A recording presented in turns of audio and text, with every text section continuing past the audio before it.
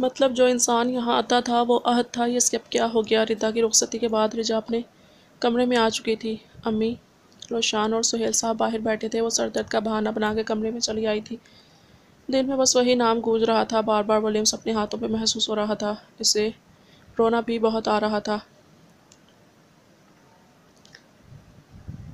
या अल्लाह मेरी और आजमाइश मत ले, मैं मर जाऊंगी। वो पागल इंसान कुछ समझने को तैयार ही नहीं है। रिजा रोते हुए खुद से मुखातिब थी।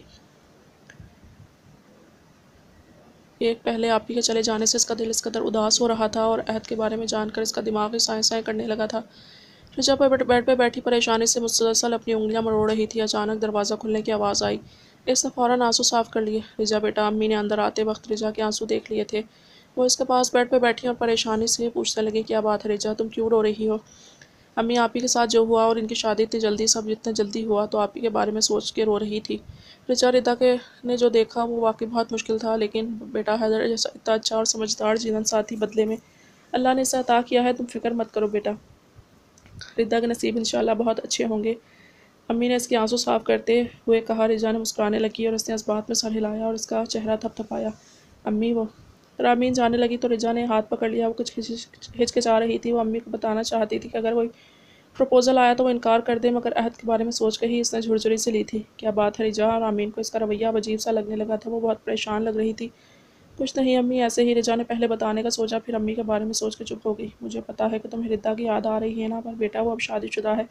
अब पुरानी बात तो नहीं रही ना, इसलिए अब इसके बगैर जीने की आदत तो डालनी होगी। लेकिन घर कितना खाली खाली हो गया है इसके जाने के बाद। खैर तुम फिक्र मत करो, खाना लगाती हूँ, आके खा लो, रामीन ने कहा। वो ये कहकर उठकर बाहर चली गई और रिजा सोचती रही कि अम्मी को बताएं या ना बताएं। हैदर रिदा में खोया हुआ था। रिदा ने भी आंखें बंद कर रखी थी। वो इसके हिसार में कांप रही थी। हैदर के छूने से जो सुर्खी इसके चेहरे पर घुल सी गई थी। इसे हैदर बहुत मोहब्बत से देख रहा था। वो मदम मुस्कुरा भी रहा था। चेहरे पे आते बालों को इसने उंगली से पीछे किया। रिदा नर्वस हो रही थी। वो इसमें गुम था कि अचानक दरवाजे पर दस्तक हुई। वह दूर हुआ। रिदा ने सुख का सांस लिया। अरे मॉम, आप यहाँ। हैदर ने सबा को अंदर आते देखा तो झट से बोला। वो मुसलसल अपने बालों में हाथ फेर रहा था। सबा रिदा का लाल चेहरा देखा तो मायने खेज मुस्कुरा दी। रिदा दीवार से थोड़ी दूर गर्दन झुकाए खड़ी थी। इसका चेहरा शर्म के मारे सुर्ख हो रहा था। सॉरी टू डिस्टर्ब यू बेटा, लेकिन मेरी बहू को क्या आज भूखा मारने का इरादा है। सबा के हाथ में खाने की ट्रे थी जो उन्होंने साइड टेबल पर रख दी। वो चलती रिदा तक आई। रिदा के सर पर हाथ फेरा और मुस्कुराती इसका हाथ पकड़ के बेड पर बिठा दिया और इसके सामने बेड पर बैठ गई। हैदर इन्हें ही देख रहा था।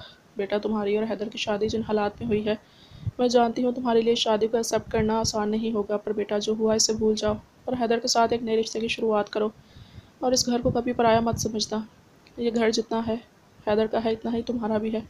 उन्होंने रिदा के चेहरे को थपथपाया। रिदा का सर झुका था। अचानक इसकी आंख से एक आंसू लड़क गया। सबा ने इसके आंसू साफ किए और बहुत मोहब्बत से बोली, बेटा तुम्हारी क्या कंडीशन है मैं समझ सकती हूँ। अब तुम इस घर का एक हिस्सा हो। तुम्हें पता है मेरे हैदर की जान बसती है तुम में, इसलिए ऐसे रो मत। जो हो चुका है इसे अब बदला नहीं जा सकता। सबा की बातों पर रिदा ने नजरें उठाई। उसे सबा की बातों से रोना आ रहा था। वो सबा के गले लग गई। वो कुछ ना बोली, बस रोई ही जा रही थी। हैदर भी पास खड़ा सीने पर बाजू बांधे संजीदगी से इसे देख रहा था। सबा रिदा की पीठ से हिला रही थी ताकि इसे पुरसुकून कर सके। हैदर कुछ नहीं बोल रहा था। वो चाहता था रिदा रो ले और अंदर का गुबार निकाल ले, क्योंकि दिल में छुपा दर्द बहुत तकलीफ देता है। अच्छा बस रोना बंद करो। मुझे पता है तुमने सुबह से कुछ नहीं खाया, तुम्हारा बीपी भी लो हो गया था, इसलिए खाना खा लो। वो रिदा से अलग हुई और इसके आंसू साफ किए। रिदा का दुपट्टा गले में था और जूड़े से कुछ बाल बाहर आ रहे थे जो रोने की वजह से चेहरे के साथ चिपके थे। सबा ने इसके बाल पीछे किए और इस माथे पर बोसा दिया। और तुम हैदर मेरी बहू का ख्याल रखना और तुम भी खाना खा लेना। सबा खड़ी होती हैदर से मुखातिब हुई। हैदर बहुत थका हुआ था, पर वो रिदा को तंग कर रहा था। रिदा की उठती गिरती पलकें इस पर एक नशा सतारी कर रही थी। बस वो रिदा को थोड़ा सा परेशान करना चाहता था। अरे मैं नहीं ख्याल रखूँगा तो कौन रखेगा। रिदा मुझे बहुत मुश्किल से मिली है, मैं इसका शौहर हूँ। मैं नहीं तो कौन रखेगा इसका ख्याल। इसने आंख मारते सबा से कहा। नज़र इसकी रिदा पे थी जो चुप बेड पे बैठी थी, इसे ही देख रही थी। सबा हैदर की बात पे हंस दी और इसके कंधे पर चिपटे लगाई और हंसती बाहर निकल गई। हैदर रिदा के सर की तरफ देख रहा था। इसने साइड टेबल से खाने की ट्रे उठाई और रिदा के सामने रख दी। रिदा मुसलसल इसे ही देख रही थी। हैदर रिदा के सामने बैठ गया। रिदा खाना खा लो, इसने प्लेट में पुलाव निकालते हुए कहा और प्लेट रिदा के सामने रख दी। रिदा को बहुत हिचकिचाहट महसूस हो रही थी, पर वो आहिस्ता आहिस्ता खाना खाने लगी। हैदर ने भी खाना खा लिया और बर्तन साइड पर रख दिए। वो ड्रेसिंग रूम से अपने कपड़े ले आया और वॉशरूम में घुस गया। रिदा ने सुख का सांस लिया। वो ड्रेसिंग टेबल तक आई और चूड़ियाँ और बालियाँ उतार कर रख दी। इसने चादर भी साइड पर रख दी और बिना दुपट्टे के खड़ी बालों का जूड़ा खोल रही थी कि अचानक वॉशरूम का दरवाज़ा खुला और हैदर बाल रगड़ता बाहर आया। वो अभी अभी नहा के निकला था। अचानक इसकी नज़र रिद्दा पे गई और वहीं रुक गई। इसने पहली बार इसे बिना दुपट्टे के देखा था। रिद्दा ने मुड़कर देखा तो हैदर इसके पीछे खड़ा बड़े गौर से इसे देख रहा था। रिद्दा को कुछ समझ नहीं आया तो दुपट्टा लेने के लिए आगे बढ़ी ही थी कि हैदर ने इसका हाथ पकड़ लिया और कमर से लगा के अपने करीब किया। रिद्दा इसके सीने से आ लगी। इसे बहुत अजीब लग रहा था ये सब। इसका एक हाथ तो कमर से लगा था और दूसरा हैदर के सीने पर था। हैदर प्लीज़। रिद्दा बस रोने वाली थी। हैदर तो इसे बस तंग कर रहा था। क्या प्लीज़ हैदर, आपने ही कहा था मुझे टाइम देंगे रिश्ता समझने के लिए। रिद्दा ने नज़र झुकाते हुए कहा। हैदर वही करने वाला था लेकिन इसे परेशान करके पता नहीं क्यों इसे मज़ा आ रहा था। हाँ तो टाइम दे रहा हूँ लेकिन थोड़ा परेशान करने का हक तो बनता है ना मेरा। हैदर ने शौक़ी से कहा तो रिद्दा ने अचंभे से इसे देखा जैसे पूछ रही हूँ मतलब। अरे पागल, ऐसे परेशान नहीं करने की बात कर रहा हूँ। इसने रिद्दा के गाल पे होंठ रख दिया। रिद्दा के गाल लाल होने लगे। बेसाख्ता इसके चेहरे पर मुस्कुराहट आ गई। रिद्दा का दिल चाह रहा था कि यह वक्त यहीं रुक जाए। इसे हैदर का छूना बुरा नहीं लग रहा था।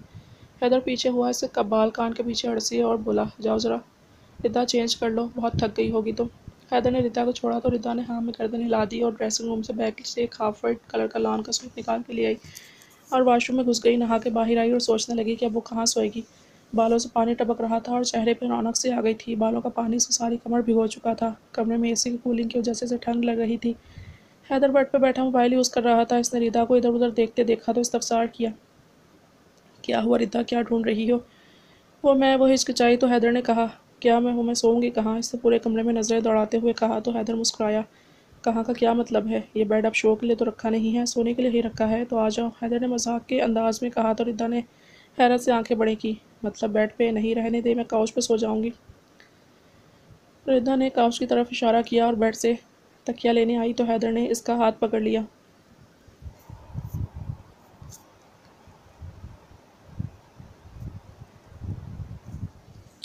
देखो रिद्दा, काउच बहुत छोटा है, तुम आराम से नहीं सो सकोगी, ट्रस्ट मी। यहाँ सो जाओ, कुछ नहीं करूँगा, प्रॉमिस, हैदर ने गंभीर लहजे में कहा। इसके एक हाथ में तकिया जबकि दूसरा हाथ हैदर के कब्जे में था। हैदर की आंखें रिद्दा की आंखों में गुम थी। पर रिद्दा फिर से हिचकिचाहट का शिकार हो रही थी। पर कुछ नहीं, मैं तुम्हारा महरम हूँ, मुझ पर तुम यकीन कर सकती हो। जब तक तुम्हारी मर्ज़ी नहीं होगी मैं कुछ नहीं करूँगा, आई प्रॉमिस। इसने रिद्दा का हाथ हल्के से अंगूठे से सहलाया तो रिद्दा के चेहरे की तरफ देखा जिसे कुछ समझ नहीं आ रहा था। वो क्या करे। अच्छा ठीक है, ये देखो मैं कुशन से बॉर्डर बना दिया है, अब आराम से सो जाओ, बहुत थक गई होगी। हैदर ने इसका हाथ छोड़ते बेड पे मौजूद कुशन का एक बॉर्डर बना दिया। रिद्दा को बहुत अच्छा लग रहा था कि वो उसका इतना ख्याल कर रहा था। रिद्दा मुस्कुरा दी और दूसरी तरफ लेट गई। रिद्दा के बाल काफ़ी लंबे थे जो पूरे तकिए पे फैले हुए थे। बाल गीले थे तो रिद्दा को ठंड लग रही थी। हैदर को महसूस हुआ तो उसने कूलिंग कम कर दी। वो लेटा तो देखा रिद्दा सो चुकी थी। बहुत थक गई थी तुम रिद्दा, एक दिन में क्या से क्या हो गया। पता नहीं आगे चल के हमारे रिश्ते में ये जो झिझक की दीवार है ख़त्म होगी कि नहीं, हैदर ने इसके बालों में उंगलियां चलाते हुए इससे कहा जो मज़े से सो रही थी। हैदर ने इस पर कंफर्टर दुरुस्त किया और लेटते ही नींद की वादियों में उतर गया। अगली सुबह हैदर की आंख खुली तो रिद्दा इसके पहलू में नींद की वादियों में गुम थी। चेहरे पर बहुत ही सुकून था। इसका रुख हैदर की तरफ था और बीच में कुशन गायब थे, वो इसके बेहद करीब थी। चेहरे पर कुछ बाल आ रहे थे जो इसकी नींद में खलल डाल रहे थे। हैदर मस्मराइज हो चुका था, इसे देखने में मगन था। जो थोड़ी सी हिली, हैदर ने हाथ बढ़ा के इसके बाल पीछे किए। यार रिद्दा, ये कह तो दिया है जितना टाइम तुम चाहे ले लो, लेकिन अब मेरे लिए मुश्किल हो रहा है। हैदर धीरे धीरे इसके कान में कह रहा था। वो गनूदगी में बोली, रिजा यार तंग नहीं करो, सोने दो ना। रिद्दा ने हैदर को रिजा समझा और इसका हाथ पकड़ के सर के नीचे रख लिया। रिद्दा की बात सुन के इसके चेहरे पर मुस्कान आ गई। वो अभी भी इसे देखने में मगन था। अचानक रिद्दा की आंख झटके से खुली। इसे कुछ समझ नहीं आया। नासमझी में इधर उधर देख रही थी। अचानक इसकी नज़र सामने लेटे हैदर पर पड़ी जो इसे ही देख रहा था। वो दुपट्टे से बेनियाज इसके लिए सरापाई इम्तिहान बन चुकी थी। रिदा को जैसे ही याद आया सबसे पहले फ़ौरन बेड पर टटोलने लगी। हैदर ने इसका दुपट्टा इसके सामने किया। वो रुक गई 1 मिनट के लिए। दोनों की निगाह टकराई। रिदा को हैदर की आंखों में मोहब्बत का जहां नजर आया। इसने नज़रें झुका ली और अपना दुपट्टा पकड़कर कंधों पे फैला लिया। गुड मॉर्निंग वाइफी, हैदर ने इसे देखते ही शौक से अंदाज में कहा। गुड मॉर्निंग, इसने बहुत आहिस्ती से कहा। इसकी नज़रें अभी भी नीचे ही थी। मेरी मॉर्निंग तो तुम्हें देख के ही गुड हो गई है, हैदर ने शरारत से कहा। रिदा ने एक नज़र अपने शौहर पर डाली जो बिखरे बालों और हल्की शेव में काफ़ी हैंडसम लग रहा था। रिदा कुछ ना बोली, बेड से उतर गई और ड्रेसिंग से कपड़े लेते ही वॉशरूम में घुस गई। हैदर पीछे मुस्कुराता बालों में हाथ फेरने लगा। वो खुद को बहुत खुशकिस्मत समझ रहा था। आखिर रिदा इससे मिल गई थी। गुड मॉर्निंग अहद। अहद सबके साथ बैठा नाश्ता कर रहा था कि अचानक से मिरहा की आवाज़ आई जो अभी अभी यूनी के लिए तैयार हुई थी और नाश्ते की टेबल पर पहुंची थी। मिरहा, यहाँ मेरे अलावा पूरी फैमिली है तो प्लीज़ ऐसी एम्बेरसिंग हरकतें मत किया करो। अहद ने जूस का गिलास मुंह से लगाते हुए गुर्राया। इसकी बोल्ड हरकतें सबके सामने भी शुरू हो जाया करती थी। मेरा प्यार तुम्हें एम्बेरसिंग ही लगेगा, तुम जो एक अंधी लड़की के इश्क में अंधे हो चुकी हो। मिरहा जहरखंद लहजे में कहा। अहद की रगें तन गई, इसने मुठ्ठियाँ भींची। वो कुछ न बोला। क्या मतलब मिरहा, क्या बोल रही हो तुम? साफ साफ कहो। अशफाक भी नाश्ता कर रहे थे। हैरानगी से कभी मिरहा तो कभी अहद को देखते। काजिम साहब और साइमा बिल्कुल चुपचाप नाश्ता कर रहे थे। अहद भी नाश्ते में ऐसे बिजी था जैसे कुछ भी ना हुआ हो। डैडी, आपको पता है अहद क्यों मुझसे दूर भागता है? क्योंकि ये किसी और लड़की को चाहता है। और आपको पता है आपका लाडला भतीजा जिस लड़की पर फिदा है वो अंधी है, देख नहीं सकती। इस अंधी लड़की के लिए मेरी मोहब्बत रिजेक्ट कर रहा है। मिरहा ने एक एक बात अशफाक को बताई जो हैरानगी से इन्हें देख रहे थे। साथ बैठी सारा भी बेयकीनी से कभी मिरहा और कभी अहद को देख रही थी। मिरहा आंखों में आंसू लिए बाप की तरफ देख रही थी। अहद बेनियाजी से नाश्ते में मगन था। अशफाक साहब और सारा के लिए खबर किसी धमाके से कम नहीं थी। वो तो मिरहा के ज़रिए अहद की दौलत हासिल करना चाहते थे। क्या मिरहा ये क्या बोल रही है? क्या यह सच है अहद? अशफाक ने अहद से पूछा। इनका गुस्से से बुरा हाल हो रहा था। अहद कुछ भी ना बोला।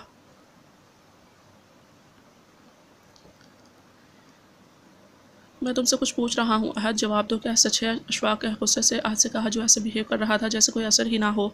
अहद ने एक बेजार सी नज़र अशफाक और मिरहा पर डाली। हाँ सच है, अहद ने सादा सा जवाब दिया। अशफाक ने बेयकीनी से इसकी तरफ देखा। देखा आपने बाबा, ये क्या कह रहा है? मेरी मिरहा का क्या होगा? अशफाक ने काजिम साहब से कहा, जो चुपचाप सब मुलाहिजा कर रहे थे। चाचू, आप तो ऐसे बात कर रहे हैं जैसे मैंने मिरहा से शादी का कोई वादे किए हों। मैंने कभी खुद से आपसे या मिरहा से कहा कि मैं मिरहा से शादी करना चाहता हूँ? नहीं ना, तो फिर इस तमाशे का क्या मकसद? अहद ने झिझला के कहा। तो काजिम साहब बोले, ठीक कह रहा है अहद, वैसे भी जहाँ मेरे अहद की खुशी है वहीं मेरी भी खुशी है। काजिम साहब ने नैपकिन से हाथ साफ करते हुए कहा। यह बात अशफाक, मिरहा और सारा के लिए किसी सोच से कम नहीं थी। मिरहा ने तो सोच रखा था कि दादाजी के ज़रिए वो अहद को इमोशनल ब्लैकमेल करेगी, पर यहाँ तो सारी बाजी ही पलट गई थी। दादो, ये आप क्या कह रहे हैं? मैं अहद से बहुत मोहब्बत करती हूँ, मैं नहीं रह सकती अहद के बगैर। मिरहा आंखों में आंसू लिए काजिम साहब से बोली। वो बाबा, वो अंधी लड़की है, क्या आप इसे बहू के रूप में कबूल कर पाएंगे? सारा ने इजाफा किया। इनका बस नहीं चल रहा था कि सब तहस नहस कर दें। चाची, मैं इस लड़की से मोहब्बत करता हूँ, तो प्लीज़ आप और मिरहा भूल जाइए कि मेरी शादी मिरहा से होगी। मेरे दिल में रिजा है और मेरी बीवी भी वही बनेगी। ये बात मिरहा, आप और चाचू अपने दिमाग में बिठा लीजिए। अहद का गुस्सा आ रहा था, इसलिए वो एक एक लफ्ज़ चबा के बोला।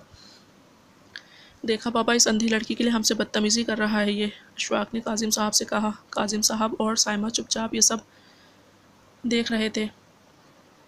अशफाक, सारा, तुम लोग तो चुप कर जाओ, बात क्यों बढ़ा रहे हो? आखिरकार साइमा तंग आ गई। उन्होंने दोनों से चुप रहने को कहा।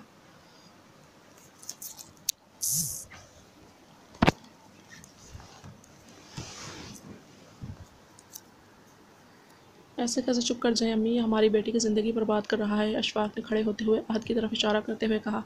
अहद, अशफाक, कब अहद ने ज़िंदगी बर्बाद की तुम्हारी बेटी की? तुम जानते हो कि अहद मेरे साथ शादी नहीं करना चाहता, लेकिन फिर भी हमने कोशिश की क्योंकि मिरहा ये चाहती थी। अब अहद अगर किसी और से मोहब्बत करता है तो इससे मैं ज़बरदस्ती नहीं कर सकता। वो इस लड़के से शादी करना चाहता है तो क्या हुआ वो देख नहीं सकती? जब अहद को इसके नाबीना होने से कोई मसला नहीं है तो फिर हमें क्या होगा? और मेरा आखिरी फ़ैसला है कि अहद की शादी वहीं होगी जहाँ वो चाहेगा। काजिम साहब ये कहकर उठ गए और साइमा भी इनके साथ ही थी। वो रूम में चले गए। सुन लिया मिरहा बीबी, ये कह के अहद भी जाने लगा। अशफाक और सारा भी वहीं खड़े से घूर रहे थे। अशफाक रूम में चले गए और सारा भी इनके पीछे पीछे चल दी। मिरहा खड़ी इसके पीछे आई। अहद, तुम जानते हो मिरहा अशफाक अपने रास्ते के हर कांटे को बहुत आराम से हटा लेती है। ये कांटा भी बहुत जल्द हट जाएगा, मिरहा ने शैतानी हंसी हंसते हुए कहा। इसकी बात सुन के अहद के कदम रुके। वो इसकी बात का मतलब समझ रहा था। वो भारी कदम उठाता इस तक आया और इसे गर्दन से पकड़ के दीवार से लगा लिया। मिरहा हाथ पाँव चलाने लगी। इसका दम घुटने लगा था, मगर अहद को कहाँ परवाह थी। मिरहा, इस स्वयं अगर रिजा को खरोच भी आई तो तुम्हें मैं जिंदा ज़मीन में गाड़ दूंगा। मुझे मालूम है तुम्हारा कोई 2 नंबर दोस्त रिजा के घर के आसपास घूम रहा था। तुम्हें क्या लगता है कि मुझे कुछ नहीं पता? मैंने सब मालूम करवा लिया है। असफन ने इसके बारे में मालूमात करवा ली थी, सिर्फ वो हाथ नहीं आया, लेकिन बहुत जल्द आ जाएगा। क्या नाम है इस चूहे का? हाँ, राफे। अहद की उंगलियां इसकी गर्दन में धंस रही थी। मिर्दा अपनी गर्दन से इसकी उंगलियां हटाने की कोशिश कर रही थी। इसका रंग लाल हो चुका था। अहद की उंगलियां भी अंगारों जैसी हो चुकी थी। तुम शायद प्लानिंग करते हुए ये भूल गई कि मैं रिजा से मोहब्बत करता हूँ। मैं इसका साया हूँ और इसका मुहाफिज भी। मेरे जीते जी तुम इसे हाथ भी नहीं लगा सकती, तो रिजा और इसकी फैमिली से दूर रहना। आखिरी बार वार्न कर रहा हूँ। अहद गुर्राता इसकी गर्दन छोड़ चुका था। वो ज़ोर ज़ोर से खांसने लगी। अहद की उंगलियों के निशान इसकी गर्दन पे छप चुके थे। अहद वहाँ से बड़े बड़े कदम उठाता बाहर निकल गया।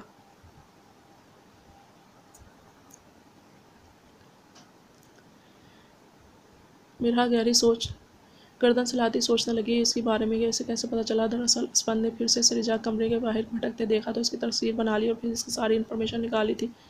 तुम कुछ भी कहो अहद, मैंने तुम्हारी अंधी महबूबा को मरहुमा न बनाया तो मेरा नाम मिरहा इशराक नहीं। वैसे तुम गुस्से में और भी है सब लगते हो। मिरहा ने शैतानी मुस्कुराहट से खुद से कहा। इसके दिमाग में बहुत कुछ चल रहा था। वो बहुत ढीठ थी, पीछे हटने वालों में से नहीं थी। हाँ बोलिए दूल्हे राजा, मुझ नाचीज़ को कैसे याद किया। अहद मिरहा को धमकाने के बाद जन से गाड़ी लेके घर से निकल गया। वो ऑफिस जा रहा था कि अचानक इसका फ़ोन बजा। फ़ोन पे देखा तो हैदर का था। इसने कान पे ब्लूटूथ लगा ली। इसने कॉल अटेंड करते ही शरारती लहजे में हैदर से कहा, और ज़्यादा शोखा नहीं हो, तुझ नाचीज़ को इसलिए याद किया है क्योंकि मुझे तुझे और तेरी फैमिली को अपने वलीमे की दावत देनी थी। हैदर खिड़की से बाहर लॉन में देख रहा था। रिदा भी नहा रही थी। कैसे अहद ने कॉल की। अच्छा वैसे शादी के बाद बहुत बदल गया है। तो वह क्यों। हैदर को इसकी बात पे हैरत हुई। कितना बदतमीज़ है। मुझे लगता है मैं तेरी फैमिली का हिस्सा हूँ, लेकिन तूने मुझे पराया ही कर दिया। मुझे अभी इन्फॉर्म कर रहा है, यानी मेहमानों की तरह आऊँ। वाह भाई वाह। अहद ने होंठ कुचलते हंसी दबाते हुए कहा, यार तू घर का ही बंदा है, चुपचाप आ जाना, काम कौन संभालेगा। हैदर ने हंसते हुए कहा, क्यों नहीं मेरे भाई। वैसे वलीमा कब है। अहद ने पूछा, कल है, तू टाइम पे आ जाना समझे। रखता हूँ अब। हैदर मुस्कुराया। चल फिर कल मिलते हैं। अहद ने हंसते हुए कॉल डिस्कनेक्ट कर दी। हैदर के पीछे से दरवाज़ा खोलने की आवाज़ आई तो देखा रिदा महरून कलर के फ्रॉक में मलबूस थी। हैदर चेहरा और बाल भीगे थे। अलग ही रौनक थी इसके चेहरे पे, जो हैदर को अपनी तरफ खींच रही थी। हैदर चलता हुआ इसके सामने आया और बड़ी फुर्सत से इसे देखने लगा। इसने हाथ बढ़ा के रिदा की गर्दन और चेहरे पे चिपके बालों को हटाया। रिदा इसे देखने लगी। वो पहले ही नर्वस हो रही थी। इसकी इस हरकत से इसके हाथ से तौलिया छूट गया और आंखें फैला के हैदर को देखने लगी। ऐसे मत देखो वाइफी, प्यार हो जाएगा। हैदर ने आंख मारते घिसा पिटा जुमला कहा और ज़मीन से तौलिया उठाता हुआ मुस्कुराता वाशरूम में घुस गया। कपड़े तो इसने लिए ही नहीं, इसलिए वापस आया और जल्दी से ड्रेसिंग में से कपड़े लेता वाशरूम घुस गया। रिदा के चेहरे पर दिलकश सी मुस्कान जरूर आ गई। वो काफ़ी शर्मा रही थी। सबा बेगम, ये तो गलत बात है। हमारे इकलौते बेटे का वलीमा है और आपने इतने कम लोगों की लिस्ट बनाई है। यासीन साहब हाथों में मेहमानों की लिस्ट पकड़े सबा से शिकवा कर रहे थे। वो अभी सीढ़ियों के पास मौजूद सोफों पर बैठे वलीमे के इंतज़ाम के बारे में डिस्कस कर रहे थे। हैदर ने रात के वलीमे के मुतालिक बात की। खुदा का खौफ करें यासीन साहब, 300 लोग हैं और कितने चाहिए आपको। वलीमे में सिर्फ करीबी रिश्तेदार और दोस्त ही शामिल होंगे। हैदर ने कहा था कि ज़्यादा लोग मत बुलाइएगा क्योंकि वो नहीं चाहता कि कोई रिद्दा और इसके बारे में गलत बयानी करे। वैसे भी आगे ही इस बच्ची ने बहुत ताने सुने हैं। बेचारी को क्या कुछ नहीं कहा गया। अचानक हम रिश्तेदारों को उसकी शादी के बारे में बताएंगे तो लोगों को बातें बनाने का मौका मिल जाएगा। सबा ने यासीन साहब को समझाया तो यासीन साहब अजीब सा मुंह बनाने लगे। पर बेगम, हैदर हमारा इकलौता बेटा है। शादी धूमधाम से नहीं हुई तो क्या हुआ, वलीमा धूमधाम से करते हैं। यासीन साहब ने मायूसी से कहा तो सबा भी इनके साथ सोफे पर बैठ गई। समझने की कोशिश करें यासीन साहब, हैदर ने कहा है तो सोच समझ के ही कहा होगा। रिदा और हैदर के लिए प्लीज़ जिद मत कीजिए, सबा ने संजीदगी से कहा। सबा के चेहरे में परेशानी देख के यासीन साहब हंसने लगे। सबा इन्हें अचंभे से देखने लगी। कहीं इनके दिमाग पे कोई असर तो नहीं हो गया। मजाक कर रहा था बेगम। रिदा और हैदर मेरे भी बच्चे हैं, इनके बारे में मैं भी तो सोचूंगा ना। जैसा हैदर ने कहा है वैसा ही होगा, यासीन साहब ने कहा तो सबा सबक समझ गई मजाक कर रहे थे। इससे पहले सबा कुछ बोलती न सामने से रिदा और हैदर आ रहे थे। रिदा ने सर पर दुपट्टा टिका रखा था और चेहरा बिल्कुल शफाफ था। हैदर और रिदा साथ खड़े बहुत प्यारे लग रहे थे। माशाल्लाह, बेख्तियार दोनों के मुँह से माशाल्लाह निकला। सबा बेगम रिदा तक आई। रिदा के माथे पर भौंसा दिया। यासीन साहब ने हैदर को गले लगाया और रिदा को दिलासा दिया। माशाल्लाह बहुत खूबसूरत लग रहे हो दोनों साथ, परफेक्ट कपल। सबा ने इनकी बलाएं लेने लगी।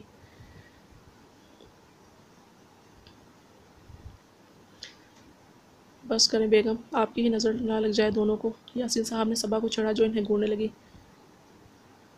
माँ की नज़र नहीं लगती बच्चों को, सबा ने कहा तो रिदा इनकी नोकझोंक से काफ़ी लुत्फानंदोज़ हो रही थी। हैदर भी इसे मुस्कुराता देखकर मुस्कुरा रहा था। अच्छा चले बातें बाद में, नाश्ता कर लेते हैं, रिदा बेटी को भूख लगी होगी। यासीन साहब ने मुस्कुराते हुए कहा तो सबा मुस्कुरा दी। इसे कंधे से थाम के डाइनिंग टेबल तक ले गई। बहुत ही खुशगवार माहौल में नाश्ता किया गया। रिदा को इस घर का माहौल बहुत पसंद आया। बस हैदर जो इसके पहलू में बैठा था, लेकिन बार बार कुछ ना कुछ ऐसा कर रहा था कि इसकी जान ही निकल जाती। रिदा को अपनी कमर पे उंगलियां महसूस हो रही थी। हैदर इसे तंग कर रहा था। रिदा को किसी का लिम्स महसूस करके इसका रंग ही उड़ गया। इसने हैदर की तरफ देखा जिसने इसे आंख मारी। रिदा की पलकें भोजल हो गईं। सामने वाली कुर्सी पर सबा बैठी थी और सरबराही कुर्सी पर यासीन साहब।